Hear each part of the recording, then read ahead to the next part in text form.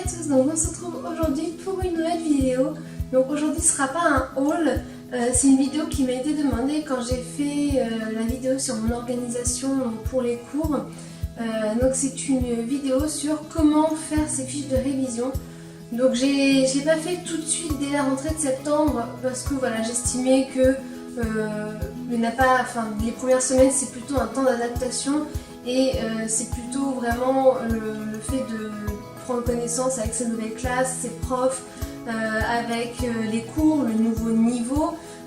Donc voilà, donc j'ai décidé de la faire maintenant. Donc je vais commencer tout de suite. Donc déjà je vais commencer par le matériel.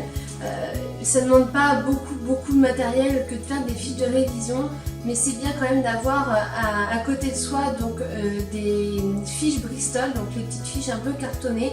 Donc il en existe de plein de types différents, donc il y a les normales, les petites et différents formats.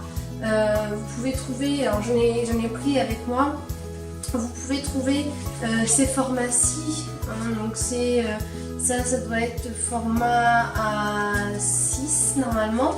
Et vous pouvez également trouver des formats un petit peu plus grands.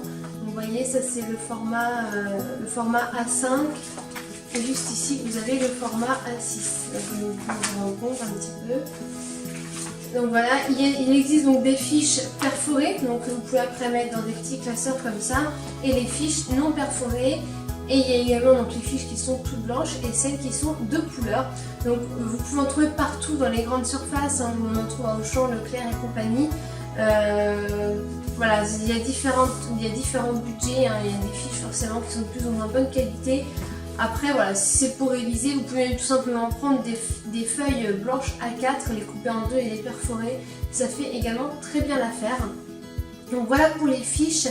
En elle-même. Ensuite il faut bien sûr des crayons, donc si possible des crayons de couleurs différentes pour pouvoir mettre en avant certains points donc, dans vos cours et dans vos fiches.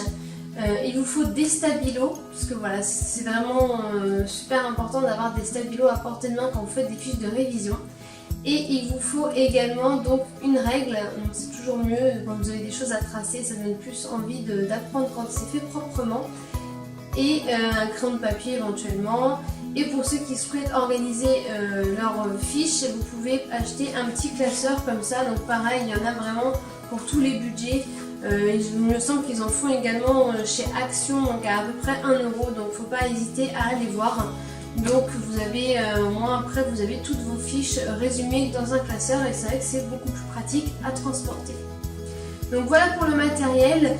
Juste avant, donc, je voulais revenir sur quelque chose que j'avais abordé dans ma vidéo organisation pour les cours. C'est le fait que les fiches de révision ne sont pas des résumés du cours.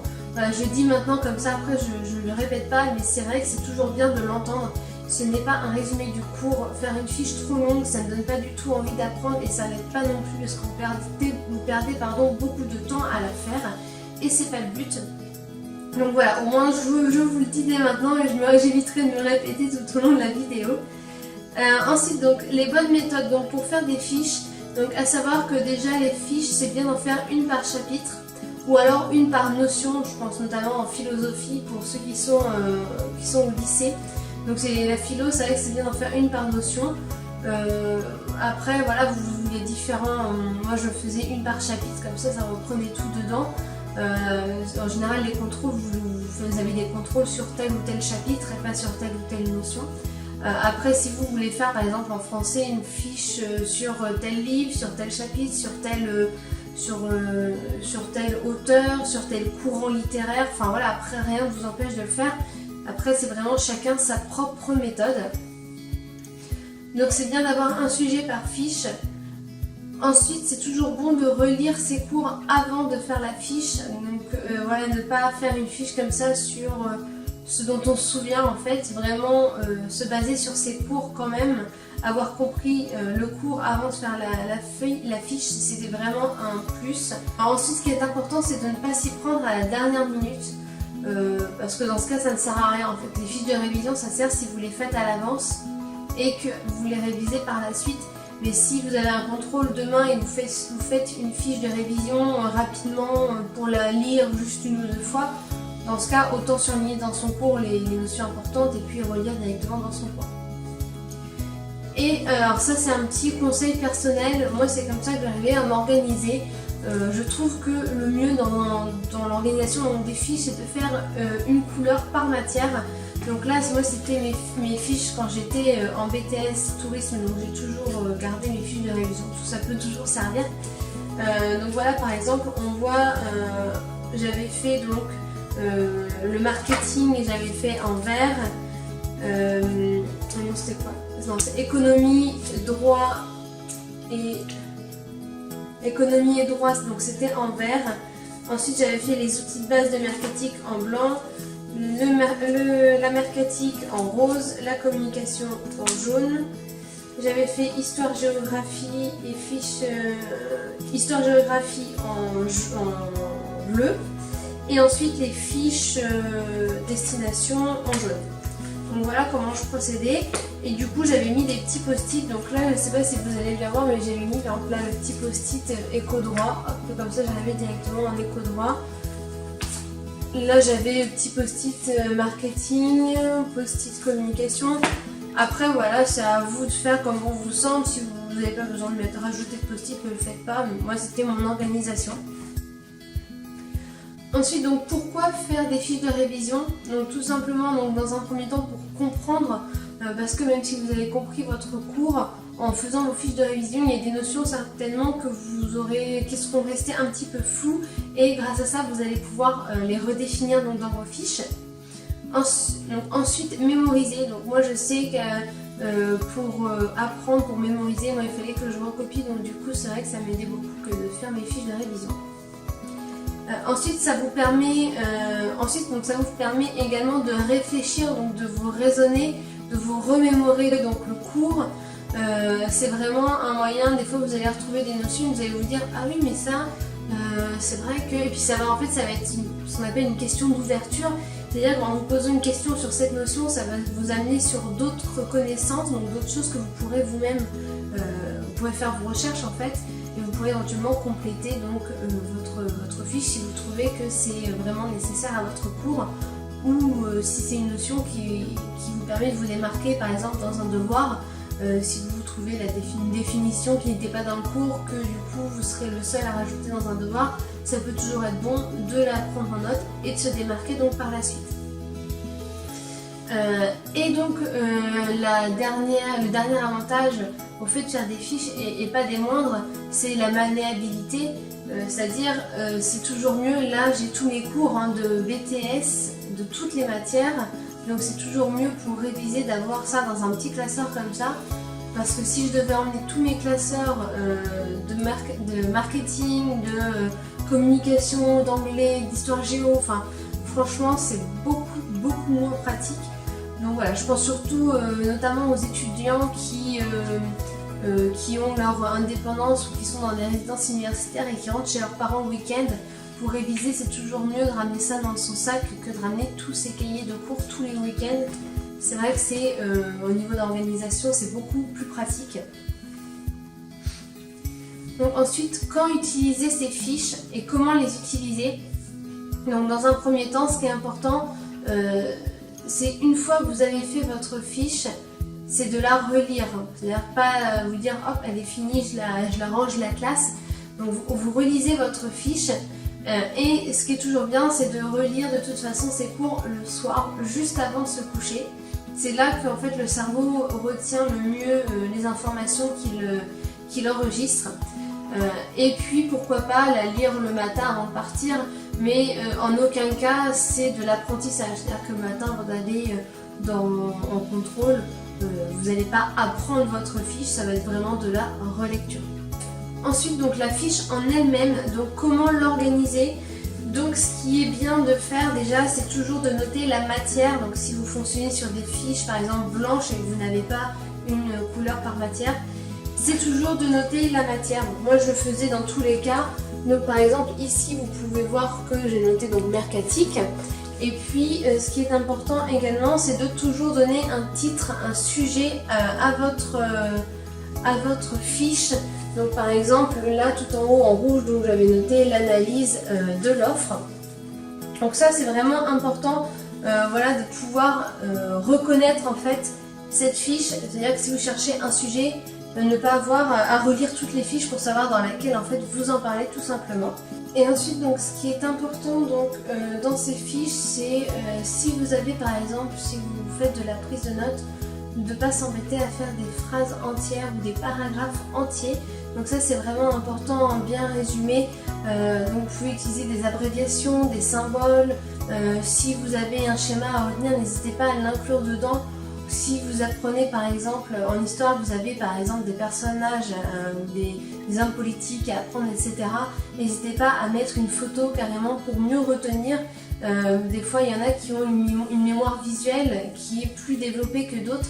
C'est-à-dire qu'ils ont besoin justement de voir des couleurs, de voir des photos, de voir des schémas, des dessins pour pouvoir retenir leur cours en fait tout simplement.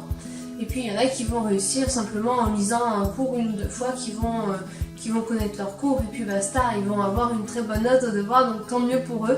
Mais après c'est vrai qu'il y en a qui ont besoin de beaucoup plus d'investissement, de prendre beaucoup plus de temps dans leur cours et d'avoir des manières un peu plus ludiques entre guillemets pour pouvoir se souvenir de leur cours. Donc ce qui est bien également, ce qui est important également à mon sens, c'est de garder toujours à peu près la même façon de faire sa fiche. C'est-à-dire que si vous avez l'habitude de mettre le titre du chapitre en majuscule, en rouge, gardez cette habitude pour toutes les matières, pour toutes vos fiches.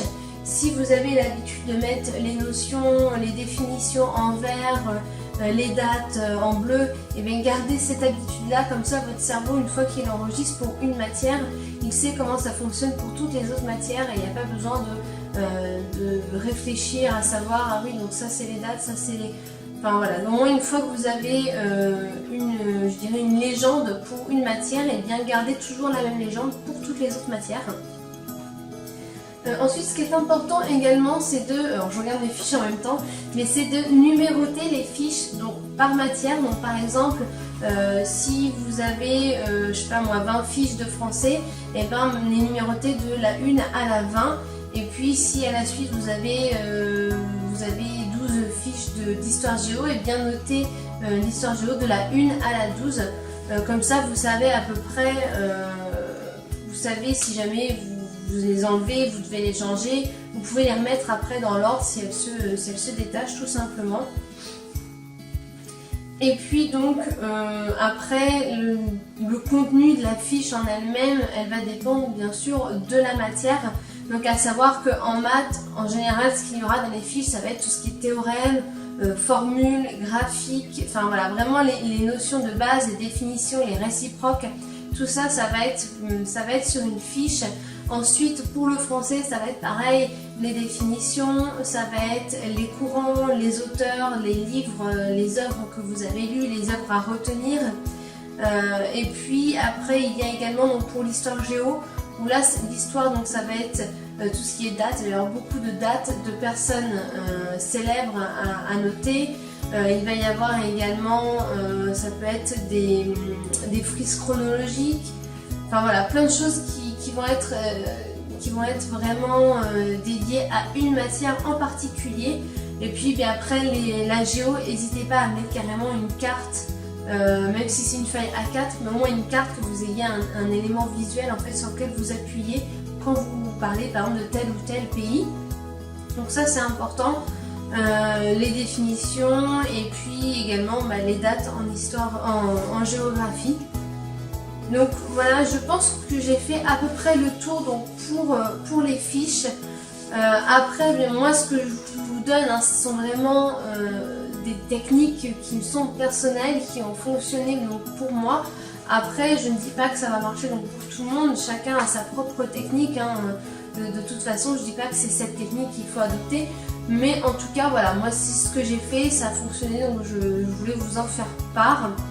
Donc j'espère que j'ai à peu près tout dit. Si vous avez des questions, surtout n'hésitez pas à les poser donc, sous la vidéo, en commentaire, j'y répondrai mais avec grand plaisir.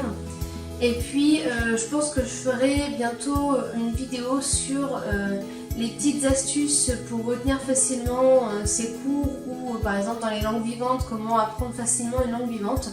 Donc je sais pas si éventuellement ça pourrait vous plaire, donc n'hésitez pas à me dire pareil en commentaire si ça vous intéresse, une vidéo là-dessus. Donc voilà, je pense que j'ai fait le tour. En tout cas, je vous remercie d'avoir regardé cette vidéo. Ça m'a fait vraiment très plaisir de vous la faire. Et puis je vous dis à très vite donc pour une prochaine vidéo. Et en attendant, je vous fais de très gros bisous. À bientôt.